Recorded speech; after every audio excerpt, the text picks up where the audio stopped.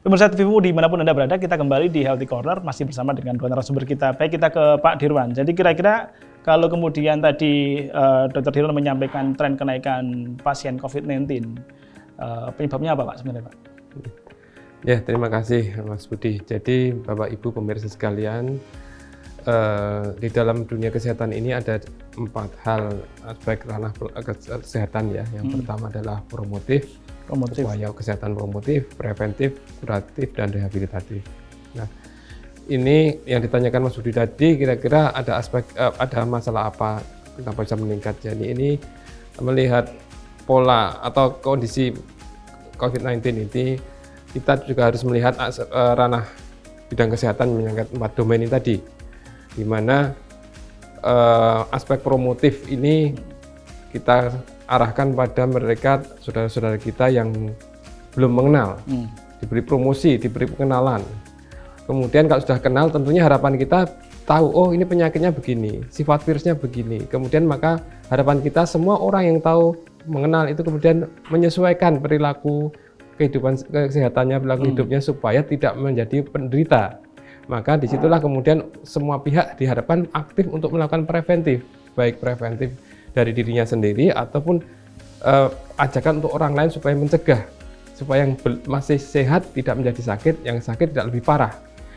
Baru setelah kemudian upaya berikutnya adalah ketika orang sudah terlanjur sakit, tentu harus upaya kuratif atau pengobatan. Disinilah peran dari klinik, rumah sakit, dan seterusnya. Nah, yang terakhir adalah kalau sudah sembuh, biasanya ada perlu rehabilitatif. Untuk yang COVID ini saya belum melihat jurnal sejauh apa rehabilitasinya, karena sekarang baru sampai tahap kuratif kebanyakan. Nah, problemnya adalah ketika promotif preventif ini sudah dikerjakan, preventif itu bagaimana? Sepertinya salah satu yang harus kita lihat dalam aspek wabah atau outbreak atau kejadian luar biasa adalah kita harus menghindari faktor-faktor yang menyebabkan penularan atau hal-hal yang bisa menjadi sumber penularan. Nah, di sini salah satu yang sudah dilakukan oleh pemerintah tadi, yang Pak Ib tadi adalah sudah ada PSBB ya, itu sebagai upaya pemerintah untuk memotong rantai penularan. Tetapi sesungguhnya di masyarakat upaya itu bisa dilakukan pada skop individu, keluarga, kampung, lebih luas lagi masyarakat lebih luas, bahkan pada populasi yang lebih luas. Tapi masalahnya kita lihat upaya-upaya untuk melakukan preventif dengan pembatasan diri, pembatasan kontak fisik dan seterusnya belum begitu masif saya kira. Sudah banyak yang mencoba, tetapi tadi hari ini tadi saya sudah mulai melihat di traffic light itu sudah banyak plat nomor di Jogja ini, ada BG, ada AD, ada banyak luar kota yang masih berkeliling. Pertanyaan saya, ini warga pendatang baru atau memang anak-anak kos yang kemarin belum pulang? Tetapi melihat suasana jalan lebih sepi memang, tetapi masih belum bermakna menurut saya. Nah, preventif ini salah satu kunci dalam yang untuk mencegah memotong rantai penularan ini. Preventif supaya tidak banyak orang yang menjadi sakit. Nah, selama ini yang kita kenal adalah orang sering menyebut garda terdepan adalah tenaga kesehatan yang ada di rumah sakit. Sebenarnya dalam konteks ini garda terdepan ya kita masyarakat semuanya. Maka semuanya adalah garda terdepan untuk mari berjuang bersama-sama mengalahkan COVID ini dengan cara bagaimana COVID itu ditularkan. Ya, itu kata kuncinya menurut saya, garda terdepan ya kita ini. Ibarat perang, rumah sakit itu benteng terakhir. Kalau sudah kita orang warga masyarakat sampai rumah sakit, itulah pertempuran terakhir beliau. Sedangkan kalau masih di depan ya itulah pertempuran kita bersama. Sehingga jangan sampai masyarakat kurang peduli. Saya nggak peduli kan, saya masih sehat. Oh jangan begitu. Sehatlah Anda untuk kami, sehatlah kami untuk Anda. Kira-kira begitu, ya, Mas Budi. Baik, menarik. Ini jadi rumah sakit garda terakhir ya sebenarnya ya. Dalam konteks kuratif, benteng terakhir ya. Istilahnya demikian ya. Ya. Yang selama ini digungkan sebagai garda terdepan sebenarnya benteng terakhir ya. Benteng terakhir ya. Ya, baik Pak Ayub. Ya. Kalau kembali kita menengok sebenarnya seberapa besar sih Muhammadiyah dengan potensinya itu, Pak? Tadi saya sebut kita sudah menganggap ini bagian dari jihad kemanusiaan. Ya. Dan itu sudah ada di dalam cara pandang warga dan struktur persyarikatan Muhammadiyah. Nah, saya mencatat ada 4 hal yang kemudian dikerjakan oleh persyarikatan Muhammadiyah ini dalam konteks kaitan COVID-19 ini, wabah ini. Pertama tadi Dr. Dirwan sudah mengatakan tentang kesiapan rumah sakit sebagai benteng terakhir. Karena ini benteng terakhir, maka Muhammadiyah harus memperkuat rumah sakitnya. Gitu. Mempersiapkan APD-nya, menyiapkan dokternya, perawatnya, infrastrukturnya, disupport oleh Lazismu, disupport oleh pimpinan wilayah, disupport oleh pimpinan daerah bareng-bareng sama masyarakat. Karena ini tadi benteng terakhir. Kalau benteng ini bobol, ya sudah. Selesai ya? Selesai. Ya, urusan kita ini.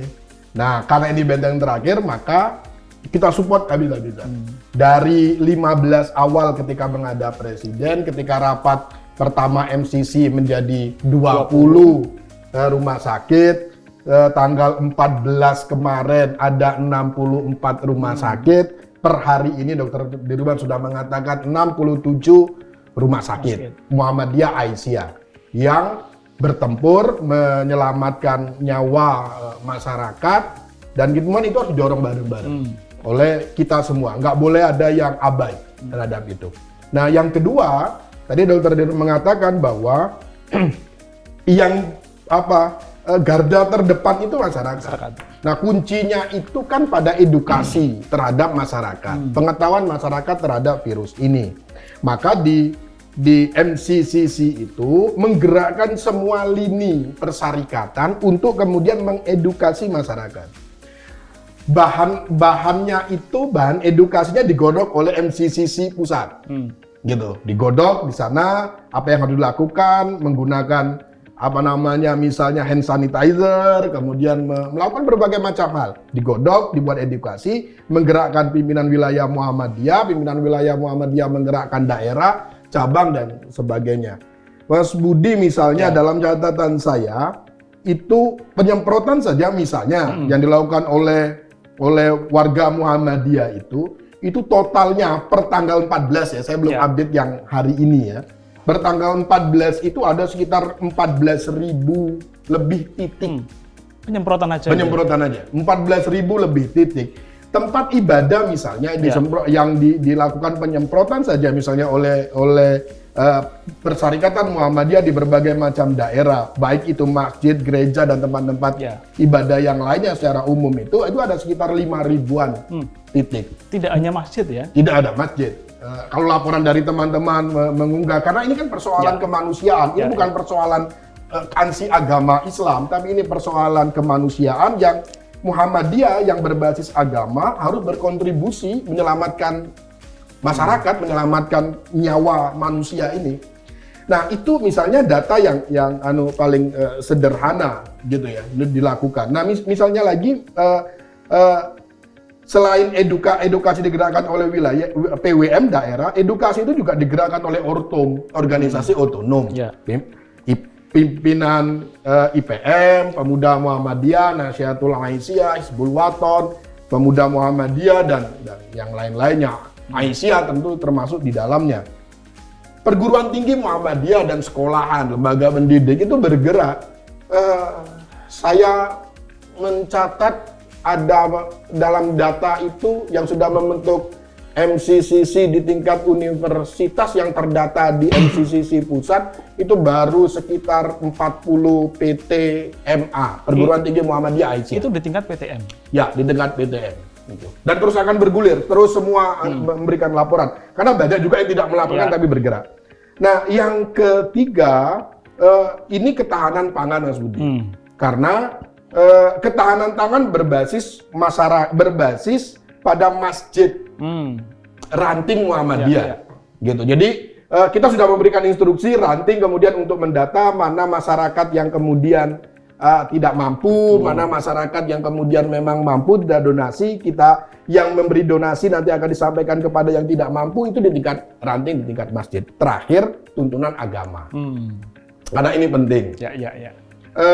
Muhammadiyah sudah sejak awal mengatakan masjid sementara tidak selamanya loh, sementara kemudian tidak berjamaah dulu di masjid. Sholat Jumat bukan kemudian sholat Jumat itu dihilangkan, sholat Jumat diganti dengan sholat zuhur. Nah, sebentar lagi kita akan menghadapi Ramadan Baik, misalnya. saya kira menarik Pak Ayub, tapi waktu juga kita akan Ya. break. Baik, pemirsa TVMO, kita akan kembali selepas break yang satu ini.